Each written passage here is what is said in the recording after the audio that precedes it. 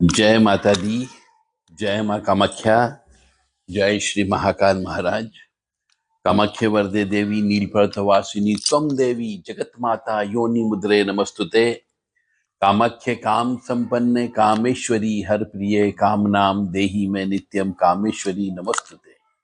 ओम मृत्युंजय महादेव त्राहि मां शरणागतम जन्म मृत्यु जरा व्याधि पीड़ितम कर्म बंधने दुर्गति नाशिनी दुर्गा जय जय काल विनाशिनी काली जय जय उमा रमा ब्रह्मानी जय जय सीता राधा रुक्मणी जय जय। देव राधा ट्रस्ट सत्यवाणी चैनल से आज आप विवाह के बारे में सुनेंगे। बहुत से हमसे प्रश्न करते हैं कि मेरा विवाह होगा या नहीं होगा, क्या विवाह मेरा सफल हो पाएगा या नहीं हो पाएगा, ऐसा भी पूछते हैं। और विवाह हो गया तो विवाह टूटता क्यों है, इन सब के पीछे बहुत बड़ा रहस्य छुपा हुआ है। सबसे पहले हम चलते हैं कि विवाह होगा या नहीं होगा यह चेक करना। जैसे किसी का विवाह नहीं हुआ, उम्र उसकी 35 हो गई, 40 हो गई, 45 हो गई, फिर भी अभी विवाह करने की इच्छा मन में है कि हमारा बुढ़ापे में कौन व्यक्ति साथ देगा, चाहे स्त्री हो या पुरुष हो। पुरुष तो फिर भी अपना जीवन जैसे तैसे काट लेता है, परंतु स्त्रियों के मामले में यह व्यवस्था बड़ी मुश्किल हो जाती है। तो अक्सर हमारे पास में ऐसे प्रश्न आते रहते हैं कि विवाह होगा या नहीं होगा। तो मैं उनको सबसे पहले एक ही चीज कहता हूं कि मनुष्य को अपनी जन्म पत्रिका चेक करवा लेना चाहिए, क्योंकि उस जन्म पत्रिका के जो 12 खाने होते हैं उसमें बहुत बड़ा रहस्य छुपा हुआ होता है। बशर्ते कि उसको इंटरप्रिटेशन करने वाला यानी व्याख्या करने वाला होना चाहिए, जो गहराई से उस चीज को सोचे, यानी कि वो उस ज्योतिष शास्त्र का मास्टर व्यक्ति होना चाहिए। तब तो वो हर ग्रह का, कि कौन ग्रह कौन से जगह बैठा है, कौन ग्रह किसको देख रहा है, कौन ग्रह उच्च का है, कौन ग्रह नीच का है, कौन सा ग्रह स्वराशि का है, और आपस में क्या कॉम्बिनेशन बन रहे हैं, उन सबको देखेगा तो रिजल्ट अवश्य निकल करके आएगा कि आपका विवाह होगा या नहीं होगा। और यदि हो सकता है तो ये भी निकाल करके दे दिया जा सकता है कि पिछले जन्म के ऐसे कौन से पाप कर्म हैं जिसकी वजह से इस जन्म में आपका विवाह हो सकता है या नहीं हो सकता है, और होगा तो कौन से पापों का प्रायश्चित करें कि आपका विवाह के रास्ते खुल जाए।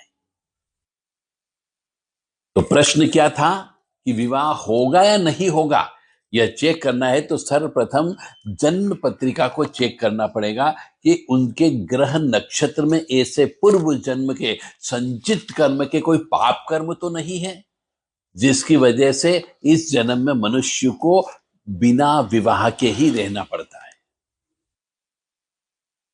अब पहले तो इतना विश्लेषण किया जाए, और जो पाप कर्म निकल करके आते हैं, बहुत से पाप कर्म होते हैं, उसकी कोई सीमा नहीं होती है। बहुत से पाप कर्म हैं जिसकी वजह से विवाह नहीं होता है। तो पूर्व जन्म के पाप कर्म, संचित कर्म के पाप कर्म, उनकी वजह से विवाह होने में दिक्कत जाती। तो हर पाप कर्म का प्रायश्चित कर्म ईश्वर ने बता रखा है। हमें उस पाप कर्म का प्रायश्चित कर्म, बारंबार प्रायश्चित कर्म करने पर हो सकता है विवाह हो जाए। कोई जरूरी नहीं कि आपकी एक बार की पूजा पाठ करें और उस एक बार की पूजा पाठ से भगवान प्रसन्न हो जाए और आपको माफ कर दे, ये कंपलसरी नहीं है। तो सबसे पहले विवाह करने के लिए जन्म पत्रिका चेक करवाएं, किसी अच्छे ज्योतिषाचार्य से करवाएं। एक नहीं, 4-4 ज्योतिषाचार्य से करवाओ, और उनसे प्रश्न करो, केवल विवाह का प्रश्न कि विवाह होगा या नहीं होगा, होगा तो कैसे होगा, हमने पूर्व जन्म में ऐसे कौन से पाप कर्म किए थे जिसकी वजह से हमारा आज तक विवाह नहीं हुआ, क्या हम उन पापों का प्रायश्चित कर सकते हैं, और कर सकते हैं तो पापों का प्रायश्चित क्या होगा, यह भी उस ज्योतिषाचार्य से लिखा हो।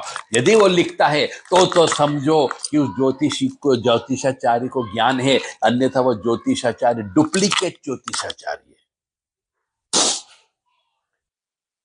फिर कहीं हो सकता है कि तंत्र मंत्र, अपनी जन्म पत्रिका में तो लिखा है कि साहब विवाह होगा, आपका बच्चे भी पैदा होंगे, परिवार के साथ आप रहोगे, परंतु आज तक विवाह नहीं हुआ तो बच्चे कहां से पैदा होंगे और कहां से सुखी जीवन होगा। तो ये भी हो सकता है अगली स्टेप में कि आपके ऊपर या आपके परिवार के ऊपर या आपके घर के ऊपर विवाह का बंधन डाल रखा हो, तंत्र मंत्र काला जादू किया हुआ हो, उसकी वजह से भी विवाह नहीं होता है। अब किसी ने कोई चौकी लगा रखी हो तो मनुष्य का विवाह ही नहीं होता है। विवाह का बंधन कर रखा हो, वंशवृद्धि का बंधन कर रखा हो तो भी विवाह नहीं होता, परंतु चाहे पत्रिका बोलती हो कि विवाह होगा, बच्चे होंगे, परंतु तंत्र मंत्र के माध्यम से आप पत्रिका को बदल सकते हो। तो पत्रिका में यदि लिखा है परंतु कई बार विवाह नहीं होता है, ऐसे भी केसेस हमने देखे हैं, तो उसके पीछे का कारण केवल तंत्र मंत्र काला जादू आता है कि वंश वृद्धि न हो, इसलिए अपने ही घर परिवार के सदस्य मिलकर के उस व्यक्ति के ऊपर तंत्र विद्या कर देते हैं ताकि वह व्यक्ति विवाह ही नहीं कर पाए। और कई बार तो ऐसी खिलाई पिलाई हो जाती है, यदि पुरुष है तो वो नपुंसक बना दिया जाता है उसे खिलाई पिलाई करके, ताकि वो विवाह ही नहीं कर सके। और कई बार स्त्री है तो उसके मन में विवाह से नफरत पैदा कर दिया जाता है तंत्र मंत्र के माध्यम से।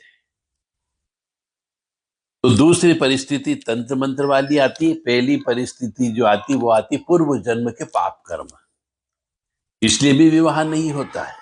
तो दोनों परिस्थिति में यदि पाप कर्म किया है तो पापों का प्रायश्चित करो, यदि तंत्र मंत्र हो गया है तो उस तंत्र मंत्र को कटवाना पड़ता है। तंत्र मंत्र को कटवाइए और विवाह के रास्ते खुलेंगे।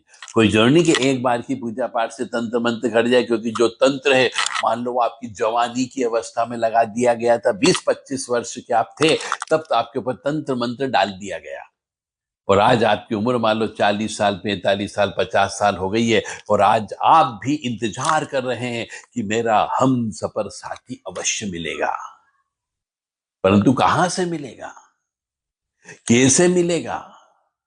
तो वो इंतजार की घड़ियां समाप्त हो सकती, बशर्ते कि आप अपने पूर्व जन्म में किए गए पापों के प्रायश्चित को पहले तो पता करो, और उसके बाद उसका बारंबार, एक बार नहीं कई बार पूजन अर्चन करें, अपने कुल देवी देवता के पूजन करें, अपने पितृ देवता को तर्पण करके प्रसन्न करके रखें, तब जाकर के कई बार जो है ये विवाह की व्यवस्था खुल जाती है। और विवाह होने के बाद टूट जाता है और फिर विवाह ही नहीं होता है, ऐसा भी होता है।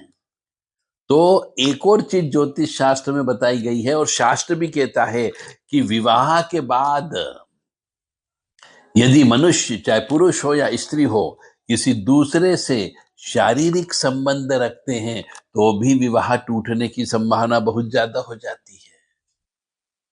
और कई बार तो हमने ऐसा भी देखा है कि विवाह के 20 वर्ष के बाद में विवाह टूटा, 22 वर्ष के बाद में विवाह टूटता, किसी का 12 वर्ष के बाद में विवाह टूट जाता है, किसी का 1 साल 12 महीने के अंदर विवाह टूट जाता है। इसका कोई नियम, जब भी ग्रह नक्षत्र आते हैं आपके पूर्व जन्म के पाप कर्मों का फल भोगने का समय आएगा, तो पूर्व जन्म में यदि पाप कर्म का बीज बो करके आए थे तो इस जन्म में जब फल मिलने का समय आएगा तो वो कड़वा फल मिलता है, सड़ा हुआ फल मिलता है, और उसकी वजह से आपकी जिंदगी में आग लग जाती है। इसलिए भी विवाह नहीं होता है। और विवाह टूटते क्यों हैं, उसके भी कई कारण होते हैं। पूर्व जन्म के पाप कर्मों की वजह से विवाह टूटता है। कोई व्यक्ति अपना बदला लेने के लिए विवाह करता है, कोई स्त्री पूर्व जन्म की स्त्री बदला लेने के लिए विवाह करती है और फिर पूरे परिवार को नाको चने चबवा देती है। तो ऐसे कई कारण हैं तो आज हमने आपको बता दिया कि विवाह होगा या नहीं होगा, इसके पीछे के कारण क्या होते हैं। 50-50 साल के हो जाते हैं, उसके बाद कहते साहब अब हमें विवाह करना है, विवाह नहीं हो रहा, हमने बहुत प्रयास किया, कोई व्यक्ति हमें ऐसा मिला नहीं, किसी ने ऑफर नहीं किया, और आज भी हम अपने हम सफर साथी के लिए तड़प रहे हैं। तो मेरा ऐसे सभी व्यक्तियों से, चाहे स्त्री हो या पुरुष हो, जिनका विवाह नहीं हुआ हो और वो विवाह करने के इंटरेस्टेड हो, तो अपनी जन्म पत्रिका एक बार हमें चेक करवा लें।